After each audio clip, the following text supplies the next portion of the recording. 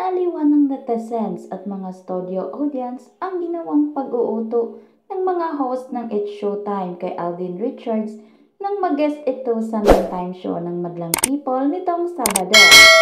Pag-akyat kasi ni Alden sa stage ay isa-isa nitong niyakap at hinalikan ang lahat ng host na nasa stage, kaya inutusan at pinalapit din ni Kim Chu, Bong Navarro, Ogel Casid at iba pa si Alden sa audience para batiin din ang mga ito.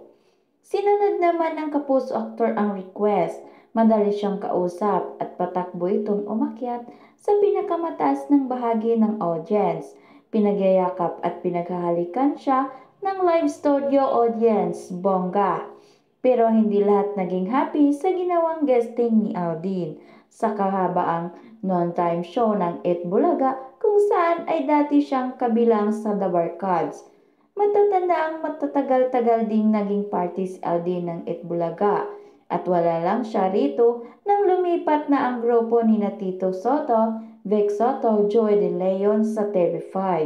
Hindi naman nag-guest ang kapuso aktor sa tahanang pinakamasaya, ang non-time show na pumalit na nilayasang time slot ng The Barkads, kaya nagtaka ang ibang netizens kung bakit nag-guest si Alden sa Kapamilya non-time show na nasa GMA7 na ngayon. Sa may mga netizens na kumu-question sa nasabing guesting ni Alden, hindi naman nag-perform ang aktor. Nag-promote lang ito ng bago niyang kapuso serye.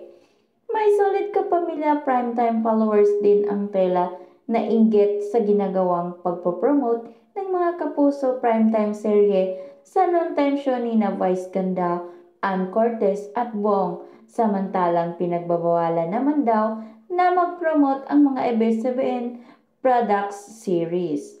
Samantala, aside sa bagong serye, superflex din si Alden sa gagawing movie with Catherine Bernardo.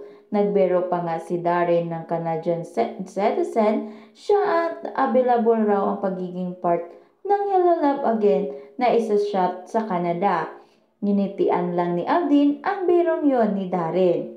Samantala, naglabas na ang GMA7 ng art card na isang buwan na lang ay mapapanood na sa GMA Prime ang Pulang Araw ni Alden Richards. At by that time ay nasa Calgary, Canada na si Alden dahil sisimulan na rin niya ang shooting ng reunion movie nila ni Catherine Bernardo, ang Hello Love Again ng Star Cinema at GMA Pictures. Kaya todo lagari na si Alden kahit magiging puspusa na ang shouting nila ni Catherine Bernardo sa Hello Love Again.